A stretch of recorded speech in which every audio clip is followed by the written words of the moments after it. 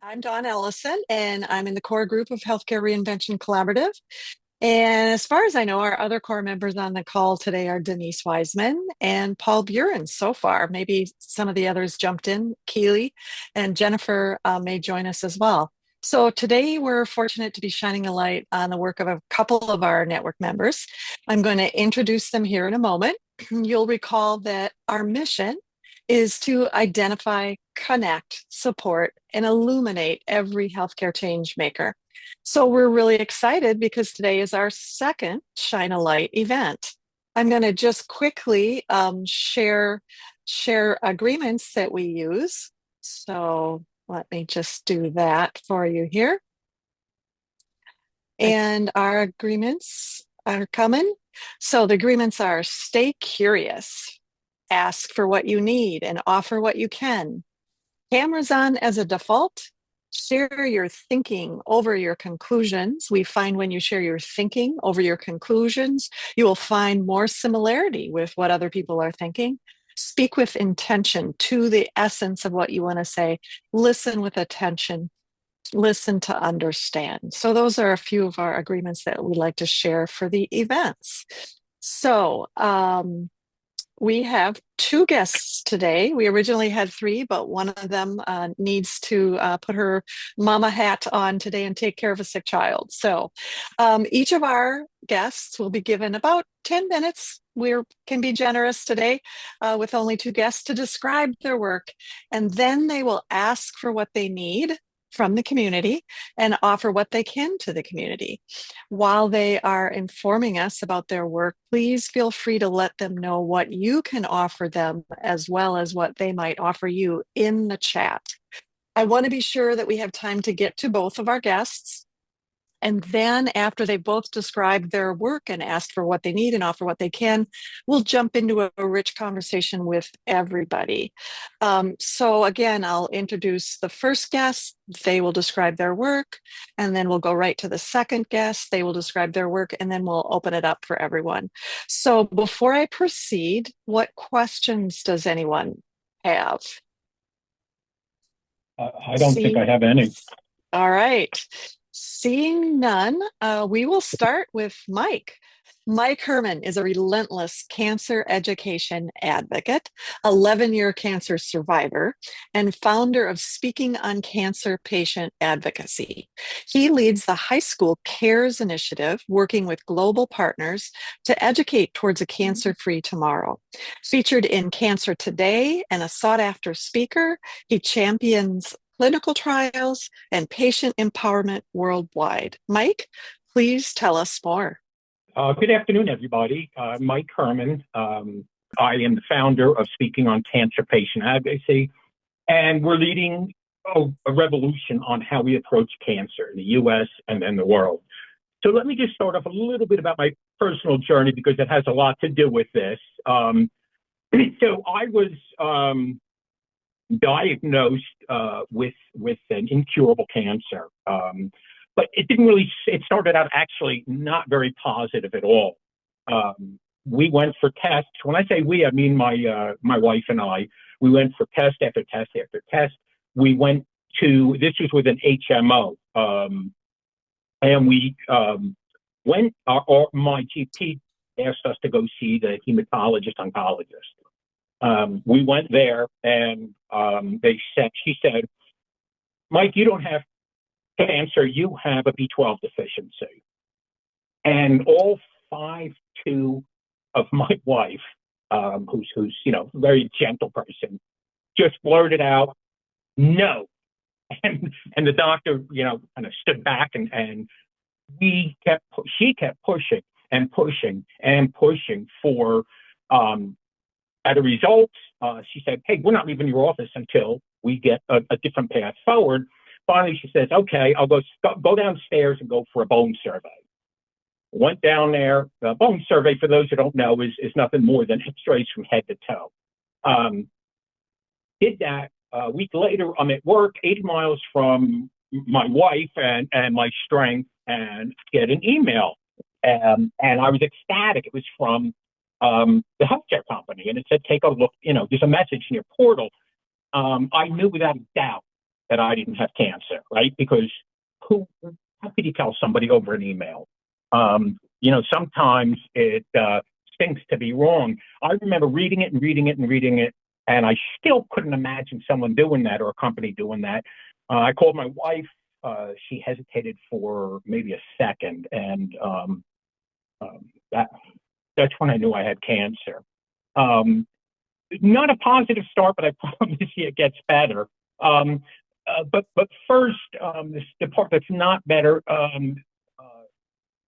My wife, fiance's son, just 6 months prior, was murdered, and 3 months prior, our first granddaughter was born. My wife and my dream. And at first, I was glad I was going to get to see her, and then I became so mad that I wasn't going to be able to be a part of her life. I always dreamed about it. Anyway, we had to go to the HMO, which was really horrible because there was one treatment regimen, period. No talking about it, no mention of clinical trials, anything like that. So my wife and I decided, hey, we are going to fight for more time. Mike, she said to me, you're going to get more time, I promise you. And I really wanted to believe her. And we did everything we could. So the first thing we decided was we are never going to let convenience be a part of our decision.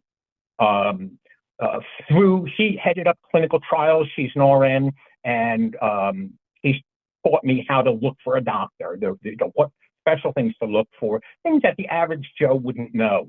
And that's what brought me down to Arkansas. And the reason was Sam Walton had and actually died of multiple myeloma. When he got it, the University of Arkansas for Medical Sciences brought him over from MD Anderson. Go down there, went through 2 bone marrow biopsies, 2 stem cell transplants, excuse me. I went through overall about 18 stem cell bone marrow biopsies and 2 ridiculously, absurdly effective clinical trials. And because of those clinical trials, because of this science fiction-like pharmaceutical innovation, and a healthcare system that we were able to navigate, unlike a lot of people, I knew I had a fighting chance at that point. And here I stand today, sit maybe. Through all of it, I realized something. Our education programs to the general public about cancer, they're broken and almost non-existent. And that's what led to the birth of High School Cares, cancer advocacy and resistance education. As the great Nelson Mandela once said, education is the most powerful weapon which we can use to change the world. And that's exactly what we intend to do. Most people don't think about cancer until it strikes. I'm the perfect example. At 51 years old, I was diagnosed, and I was in a panic. I was very, very fortunate to have my wife, a medical professional, there with me, and to be able to kind of take me through this, through things that most people don't know about. And when I speak, I always refer to her as my unfair advantage, right? Unfair because you're not married to a medical professional. It's odds are you're not going to, have those great advocacy skills. The reality is many cancers, they're preventable or highly treatable if caught early, but we're not teaching our young kids that, right? We're not teaching them how to avoid it, how to recognize warning signs, how to advocate for their health. And what we're teaching them instead is math, which they may or may not use. We teach them about Shakespeare, right? Great stuff, but I don't believe it's more important than saving a life. History, and you guys get the point. So we're not teaching them something that could literally save their lives, helping them avoid, detect, and advocate for themselves and loved ones. We like to say this isn't just a program, High School Cares, it's a movement. And it's for all Americans to give everybody that unfair advantage. Let me take this a step further. think of the impact of thousands of students every single year becoming cancer advocates, right? I live in Delaware, second smallest state in the country. And on today's numbers, we would graduate 9,000 new advocates every year in our state if it was fully implemented. In the U.S., if it was fully implemented, we have 3 million new advocates every year, and those numbers grow because our population is growing. And, you know, the really important thing to know is the knowledge doesn't stay with just one person. It spreads. It spreads to their parents, their family, their siblings, their community, and, you know, hopefully then to the rest of the world. So another goal for this, which is so important also, is to hopefully get students interested in a career in healthcare. You know, I remember saying by B.B. King, education is something they can never take away from you. And this is how we create real and lasting change, right? So, you know, I don't have a lot to talk about, but, you know, in high school when you never wanted to get picked first, well, you know, I'm at a disadvantage here because I don't know about you. I'm not really sure how I can help you because I don't know what you're doing. But I know I have some things like, you know, I have thousands of connections. If you need something, you can't find somebody, just, you know, drop me a note or call me and I'll help you there. And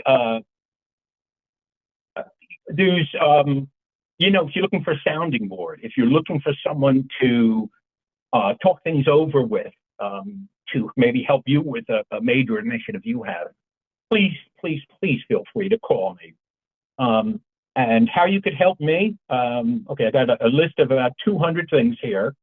If you, not really, if you're an educator and want to help, you can help get us some meetings with school districts, or even down to health teachers, health educators, right? If you're in healthcare, let's discuss partnerships. If you're a business leader, let's explore ways you could support this movement, whether through donations, matching donation programs, providing pro bono expertise, leveraging, you know, your influence, and matching donations, right? Setting up a system for matching donations. You know, I want to reiterate, I feel a little bit selfish here because I don't know what everyone can do, and to me, I'm certainly asking a lot, and I understand that. If you're interested, also, but not sure what or how, but you want to be a part of this, let's talk. You know, I'm sure we could find something for any of the amazing people that are part of HRC. Let me leave you with one last thought. If you remember Nelson Mandela, education is the most powerful weapon which you can use to change the world. You know, that's exactly what we're looking to do, change the world one student at a time. And I mean literally the world. We've gotten interest from Dubai, we've gotten interest from Colombia, and we've got interest from Barbados. So, you know, the word gets out, and it's, you know, because of folks like you guys, you share it with this person who shares it with someone else. So, you know, please help us make cancer education a standard and not just an afterthought. And, you know, let's really make sure that fewer families hear the words, "You have cancer." Because, you know, the future isn't just about fighting cancer, it's about preventing it. And that's what we really need to do, cut down on the number of cancer cases. American Cancer Society says there will be over 2 million new cases this year, a new record here. So if we could reduce that even a little bit, you know, 42% of cancers, the American Cancer Society says, are avoidable, right, with lifestyle changes. Yet we don't teach it early on. We, you know, again, we learn it typically after we're diagnosed. And so that's our story. I promised you I'd end on a really high note. And for Christmas this past year, Uh, we got to be, we got the most amazing present ever. Our, our fourth daughter told us she was pregnant. And I'm a little emotional because, you know, people say to me, Mike, congratulations, you're 7 years past your life expectancy. And of course, I thank them and say, I measure my life differently now. From now on, I measure it in grandchildren. So I am three grandchildren past my life expectancy, and in June or July, it'll be four. And it's an amazing thing. So please come help us educate towards a cancer-free tomorrow. And thank you so much. Thank you, Mike, for sharing your story. What a powerful story, for sure. And it's just so great to learn about your work, and we'll talk more about that after we hear from Jeffrey. So let me tell you a little bit about Jeffrey Smith. Jeffrey leverages a diverse 25 plus year career in human capital management, specializing in employee engagement, leadership development, and culture change initiatives in the workplace. His journey has ranged from working for the corporate industry leader to building his own entrepreneurial startup from the ground up. Currently, he supports innovative employee, patient, caregiver, human experience leaders, nurse and clinician entrepreneurs, and hospital administration, consulting them on modernized people and talent activation strategies to make a true impact on those that both provide and receive. Tell us more, Jeffrey. Yeah, so my background, as you mentioned, is in kind of the workforce side of things, the employee experience. Um, as you mentioned, I've done everything from work for the corporate industry leader to building my own entrepreneurial startup, where I was actually fortunate enough to have a real life Shark Tank with Mark Cuban, well before there was a television show, and have him buy into my Wow. company. Um, I've also helped other entrepreneurs launch new products to market, helping them with everything from sales and marketing to product management, deployment and implementation, customer success and retention, helping purposeful entrepreneurs in healthcare and beyond take wonderful products to market. More recently, up until about 2 years ago, I was supporting enterprise level hospital systems across every aspect of the employee life cycle. I always like to say employee engagement in many industries can often just be kind of a buzzword, but in healthcare, they're a necessity for optimal patient outcomes. And it wasn't really until my personal and professional lives collided that I truly understood the importance of my own work during my wife's battle with cancer. I saw firsthand her hanging every word and instruction of the nurse that made her laugh and coincidentally tune out the clinician that had his head buried in his EHR and wouldn't make eye contact. So I really started doing my own non-scientific study in looking at my own business of employee engagement in healthcare through the patient's eyes. And everything kind of came to a head in my purpose. One day where I was doing the part of my job I loved, I was doing an all-day workshop around employee engagement and leadership development to a 25,000 plus employee health system here in my backyard in Connecticut, one of the greatest academic health systems in the world.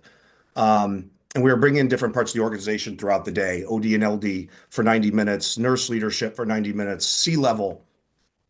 And we got halfway through the workshop and broke for lunch. And coincidentally, both fortunately and unfortunately, my wife was 800 yards away from the CHRO's boardroom getting prepped for a bone marrow transplant. And when we broke for lunch, I walked across the street. I walked into my wife's room. Her nurse had her arm around her, and my wife was crying. And I ran over and I just said, "Why are you crying?" And she said, "Because Gloria didn't bring me my lunch today. Gloria sings to me when she brings me my lunch." And it was just a very powerful moment because here I am with bullet points and whiteboards and PowerPoints talking to the CEO of a 27,000 employee health system about how employee engagement impacts patient outcomes. And a food service employee is impacting my wife's mood as she fights for her life. And I went back to the next session and we got going again. There were actually a couple of detractors from the health system saying, "Oh, I see how we can do some of this stuff with our nurses, but I'm not sure how we scale it across the organization." And I just raised my hand. I said, "Hey, could I tell everyone a story? It's about 45 minutes old." And the tenor of the meeting changed. It changed from whiteboards and PowerPoints to true human connection and how every touch point at a healthcare system can impact and create either extraordinary human experience or not so great experience. And I left that day after talking to the CEO that I never felt like I made a bigger impact in my career than that one day, than being able to impact those that both provide and receive care all in one fell swoop, because employee experience is patient experience. And it brought me down a path of realizing there was something more for me. Because when I got to my car that night, I picked up my cell phone and there was a message from another health system in New Hampshire around a commoditized payroll issue and some tax compliance issue. And I just went from this huge high of impacting people's lives to something completely administrative. And it brought me to down a path of saying, okay, how much of my job do I truly believe I impact those that both provide and receive care? And how much of my time am I wasting with administrative stuff? And I came to the conclusion shortly thereafter that it wasn't enough. And I was going to resign from my cushy corporate high paying job and jump without a net and just figure it out where I can make a bigger impact on this world through my background and experiences. And yeah, I believe uncertainty can be empowering. I've never found anything bigger in my life without walking through a phase of uncertainty first. And so I started down the path of just collaborating with, meeting, introducing myself. One of my first connections was Denise Wiseman, and she connected me to two wonderful people that connected me to three other wonderful people. And for the last 2 years, I've been collaborating with world's leaders in child and frontline well-being and mental health, nurse and clinician burnout, caregiver engagement, patient experience, working on wonderful projects with a loving organization and HRC. Had the privilege to support nurse, clinician, and just healthcare innovative entrepreneurs about help taking their wonderful products for the front lines, by the front lines, and get them in front of healthcare administration, get these products that can solve problems for nurses, doctors, patients, help take wonderful ideas and turn them into businesses, because we all know how hard this is in healthcare. I also have the privilege of evangelizing directly to healthcare administration and teaching a modernized version of employee experience and employee engagement and a modernized measurement. Too often, I like to say healthcare is at the forefront of clinical innovation, yet lags 30 years behind the private sector in people strategy for some reason. So helping create aha moments with healthcare about teaching a different way. It's not a once-a-year event or a survey. Engagement is a real-time, living, breathing organism that can change shift to shift, patient to patient, team leader to team leader, and educating healthcare systems around how to, in a modern sense, get their arms around the most critical workforce on the planet. So the last 2 years has been pretty meaningful, impactful, purposeful, cathartic, rejuvenating. Last summer, I was approached after someone heard me on a podcast, on someone else's podcast, approached me about hosting my own podcast, which is really highlighting some of the true innovators in employee experience, which is my work, patient experience and caregiver experience, which I'm sure is a lot of the work of the people listening right now, and just plain human experience, which is all of our work. Highlighting kind of the moments that connected, that shaped us, moved us, inspired us to pursue purposeful outcomes in our lives and in the world of healthcare. Denise has been a wonderful guest on my podcast and other members of HRC as well. So what I can offer the group, I book a good portion of my week. Every week, I put aside time for pro bono consulting and donating my time to any healthcare entrepreneur that is trying to, in a very difficult industry to break through, figure out how to get their meaningful, purposeful, impactful products to market. And I help them with everything from product launch to company launch to strategy to how do we present this to healthcare administration, which many times there's a huge disconnect between our frontline caregivers and healthcare administration. So that fills my cup, and I love. So if anyone listening, watching the recording, or here today is trying to get a healthcare project off the ground, please reach out to me.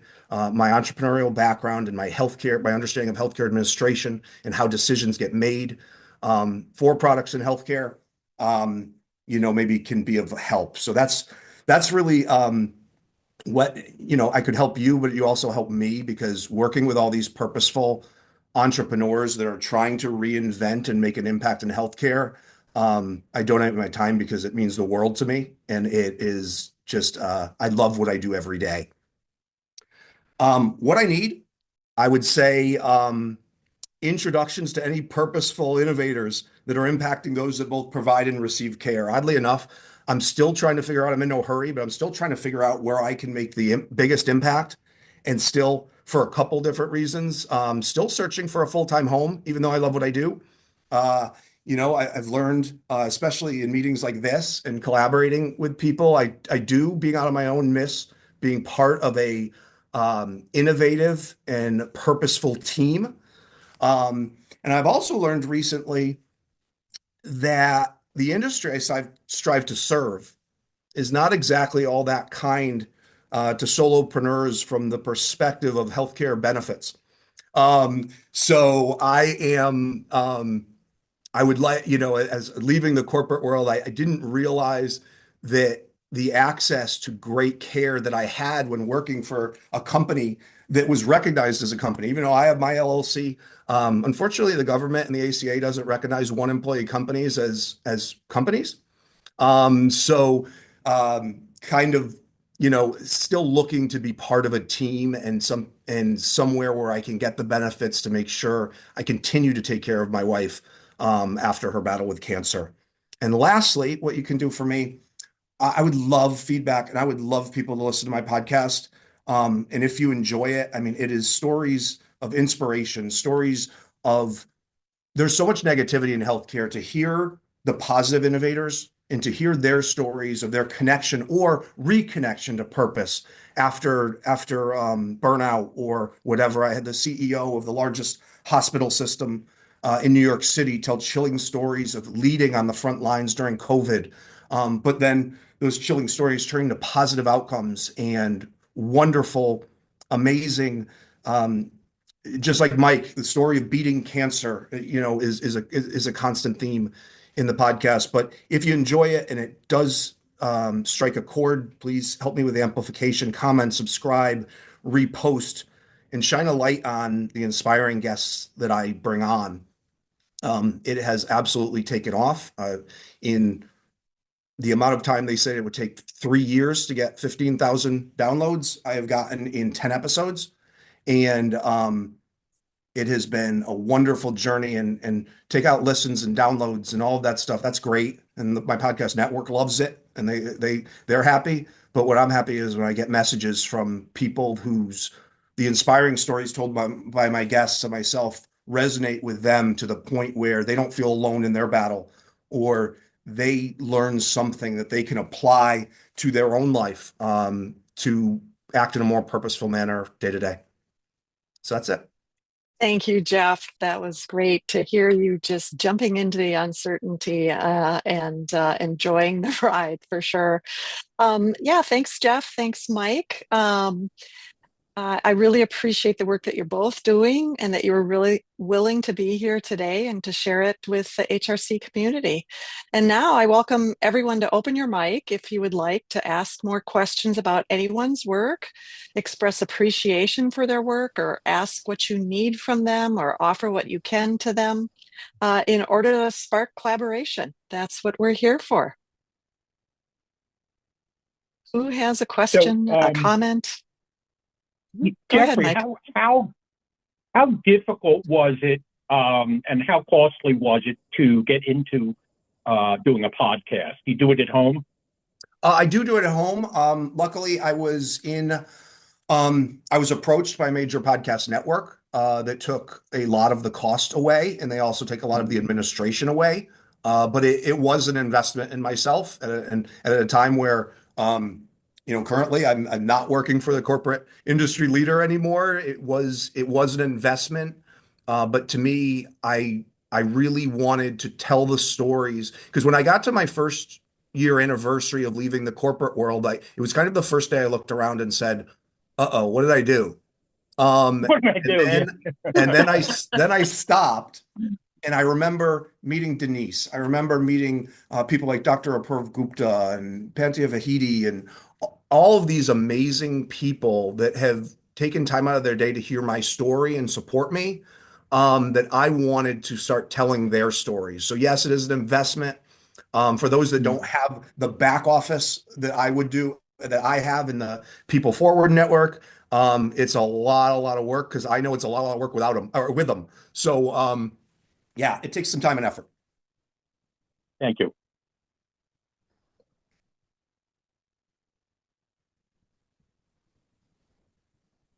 So, not a question, but I think it's amazing we're at the point we are, with this lack of education for people, because with over 40% of us projected to get cancer, to be diagnosed with cancer this year, and the reality is virtually every single one of us will be affected by it, right?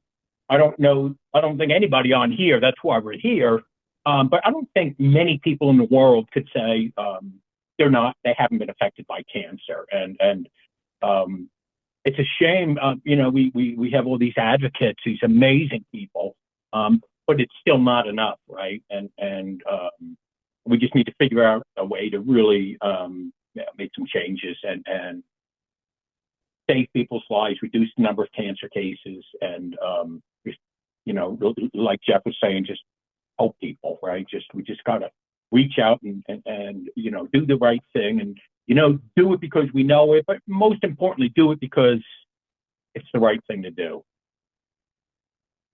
Mike, I think you raise a really valid point that we spend a lot of time and energy on our sick care system, and we're not putting enough towards how do we actually prevent some of these chronic diseases that are becoming so much more prevalent. We went to speaking to some educators at a high school. We were talking about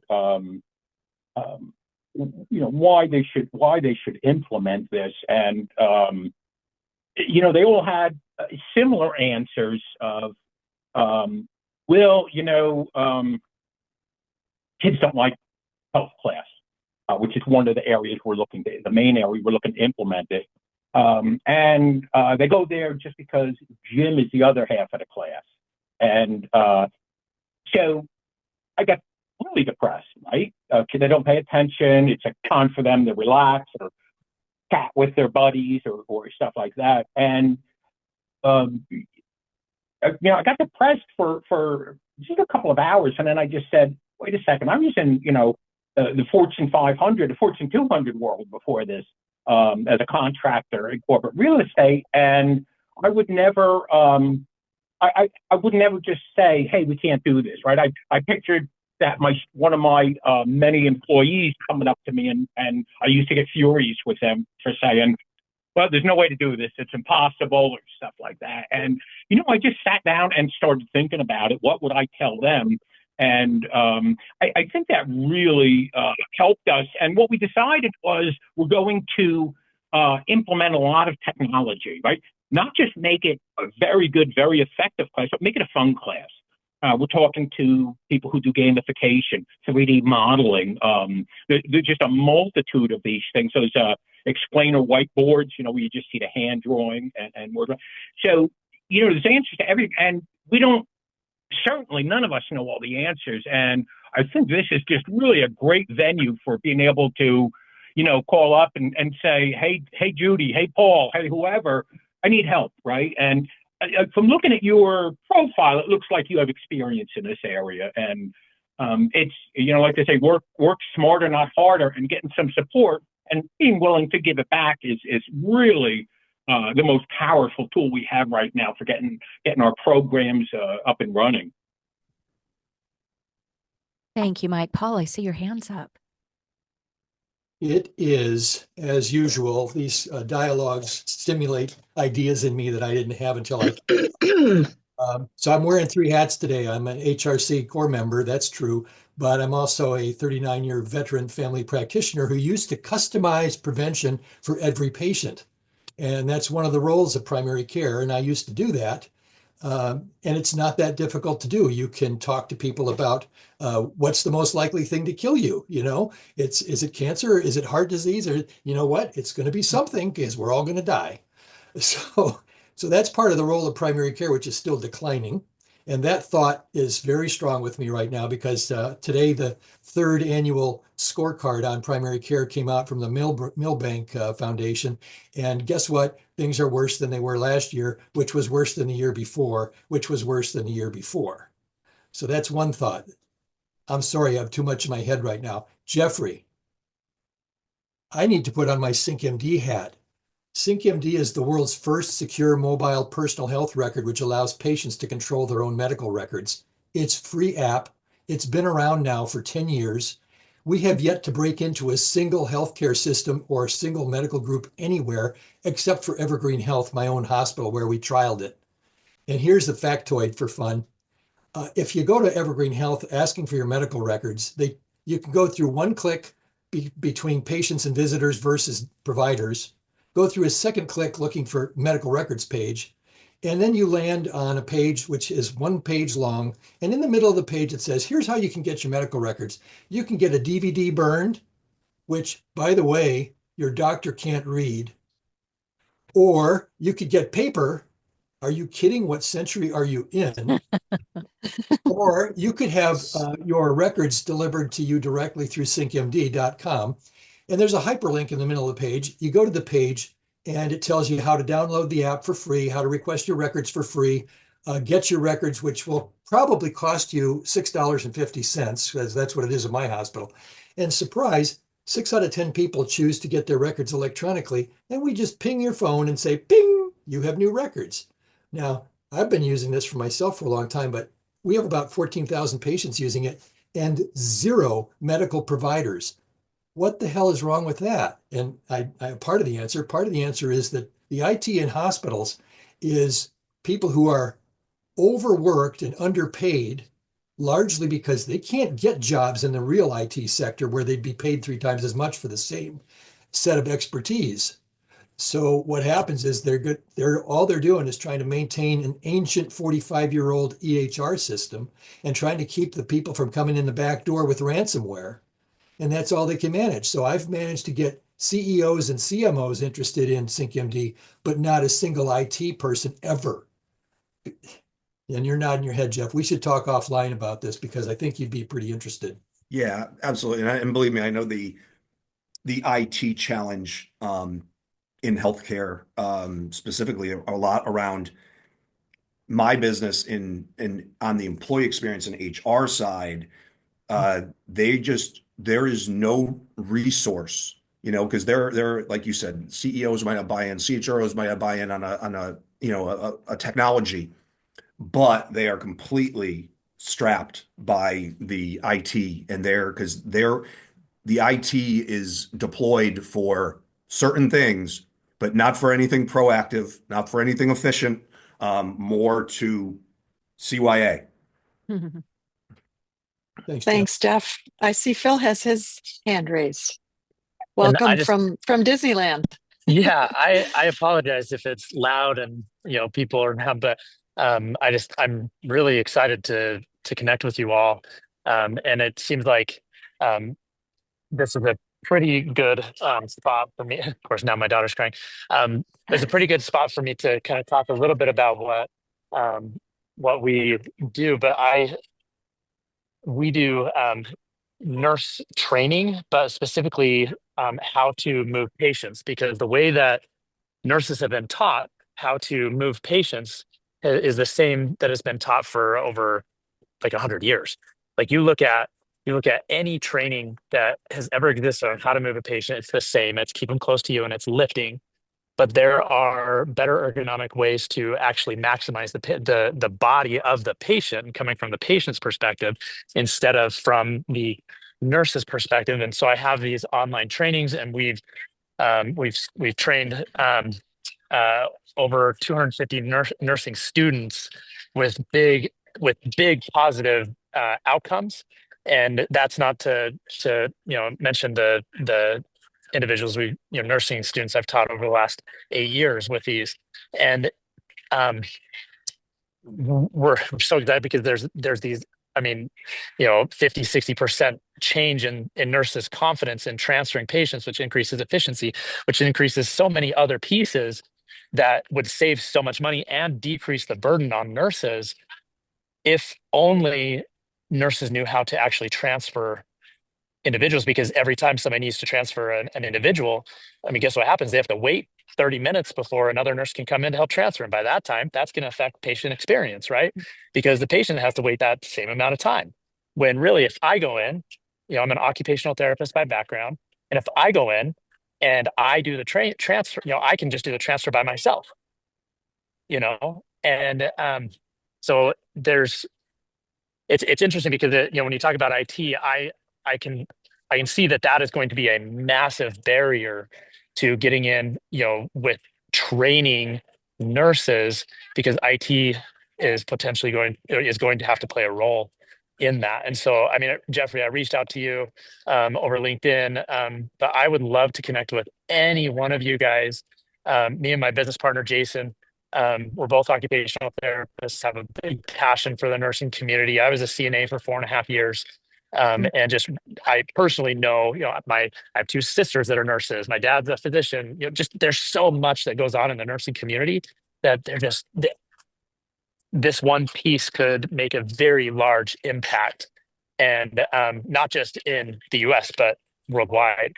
And so we're at the very, very beginning of it, and would just love to collaborate and connect with individuals like yourselves. Bill, how do we learn more about the work you're doing? What's the name of the company, or how do we research and find you? Yeah, great question. It's Nursify Education. So the website is nursifyeducation.com. Okay. My Instagram handle is probably one of the easiest ways to even just see some of the stuff about me, to get to know me better. And that is the OT Professor. And I would love to even just set up, do even just a little presentation to share. But we have and there's periods in between B and OT to get to get the actual one. And I mean, I would love to answer any questions too that you guys have. But basically, we have 9 modules that we've created already that we have taken people through, and have had really positive, like everything is positive, but there just seems to be some barriers that I think come from lack of inexperience, lack of knowing how to interact with, C-suite, individuals, how to. I know Jeffrey's like in his seat because I know there's stuff going on in his head. He's like, I see the pathway, right? And I know there, as I'm hearing from you guys, I'm positive there are more individuals too that have the ability. There are a lot of challenges. For example, I work with a micro learning company that does trainings for nurses and doctors. And there are a bunch of tripwires in getting this implemented into large healthcare systems. But I will tell you this, it's not impossible. It just takes an understanding of the goals and objectives and the things that matter to every single stakeholder at the healthcare organization, and being able to package to patient experience one way and C-level another way and IT another way. And it's very difficult. But I can tell you the aha moments are very rewarding when you make it happen. Well, we've had the most success in actually schools, because if you really want, this kind of goes back to Mike's thoughts and what Mike was sharing, and that's like, if we can go back and teach nursing students, whether that's at the CNA level or RN, LPN, any one of those levels, it will make a much larger impact on future individuals, because it's the foundation, right? So it's the base. And so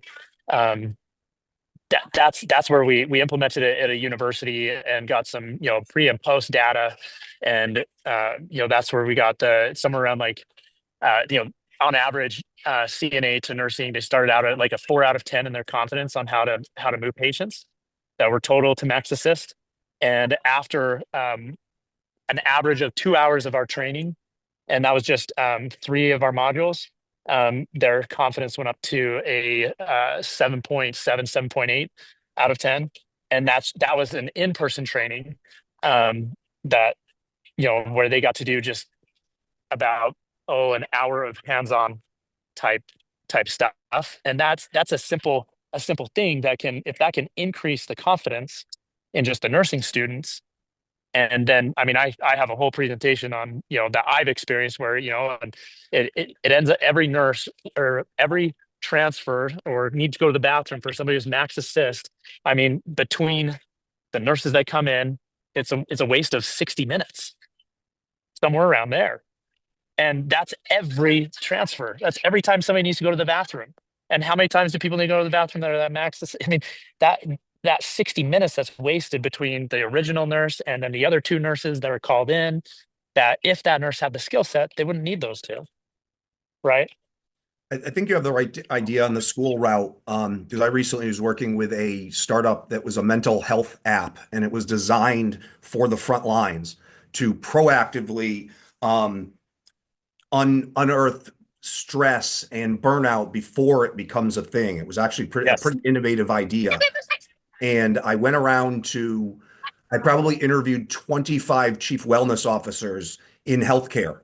And it turns out of those 25 CWOs, 0 had budgets. And then what I found, was when we started talking to universities and independent schools about the same idea, their chief wellness officers were just like, whatever it takes, from a budgetary perspective. So I think academia is a lot further ahead of the game at investing in their people and their professional development than healthcare is, and it's unbelievable. It's so frustrating to me, but it is the reality. Exactly. It's interesting, and Jeff, what you're saying really strikes a chord because they talk about the pharmaceuticals being really patient focused. We're very patient focused. And yet when we've looked at a couple of organizations, the advocate that you work for that you work with has a boss who has a boss who has a boss. And by the time it gets up to, the big decision makers, it's watered down. And we say, we use kind of a play on words, and we use a hashtag patients on board, right? How can you say you're so patient focused without having any patients sitting on your board of directors? And I think sometimes it's just they're cancer people. They don't really know about business, and I think I could prove them wrong. Certainly Jeffrey can, but they're just not ready to give up control of what they're doing, any piece of it. And this is coming from some great pharmaceutical relationships. But we've really got to get ourselves in there. And one last comment to Phil, I think more important than or as important as what he said is what he showed us. That beautiful little girl that was on his lap. That's why we all work so hard. Oh, look at her. And do what we do. Yeah. Look at that cutie. She's so patient. All right. I kind of like her. She's great. So one of the things I wanted to mention before we kind of wind things up here also, Phil, is one of the things you'll want to make sure because you're teaching new ways of doing something at a nurse training level, you're going to want to help them be able to lead upwards, because they need to be able to teach those mentoring nurses how to do this newfangled way, right? That is Man, key. Right? That's such good insight, because that is true. Yeah, absolutely. So wish you great luck, because those are things that can make a big difference. I just spent last week with my mom in the hospital, and I can't tell you how much time was spent, right? Just getting her into the restroom and back. And so I agree with you. That really can eat up a lot of time. And it's interesting. I was talking to the CEO of a hospital, and he was talking about reverse mentoring, because I do a lot of speaking Mhm. on the shifting demographic in the workplace, and how do we knowledge transfer. From my mom was a baby boomer nurse, that went to nursing school, and 48 years later retired from that same hospital system that she went to nursing school. That's not the next generation. So how do we knowledge transfer information like Phil is providing from generations that don't necessarily quote unquote get each other? So I do a lot of speaking on that, and it is quite the challenge. Yes, absolutely. Absolutely. Well, I think we only have 2 minutes before the hour, so I think we should probably transition. Thank you, everybody. Great questions, great conversation, really meaningful event. This is that radical collaboration, right, that we're dedicated to. So we're about to jump into network conversations, where you'll be given an opportunity for small group conversation with others on the call. Before we do that, there are a couple of announcements. I think that Denise has put registration links into the chat. If you're not a member of HRC and you want to be, there's also a link for that. If you'd like to connect with any of our guests or anyone else on the call, reach out on the HRC platform. We encourage you to take advantage of that growing community that we have. I'm just going to speak to this. I know it's in the chat, but the next Shine a Light event is March 18th. If you're a network member, we're looking for more folks to shine a light on. So please let us know of your interest. And we have our monthly public event coming up on March 25th, which is Compassion in Healthcare, from clinical practice to global health. We're really looking forward to that as well. All right, I'm going to turn it over to Denise to get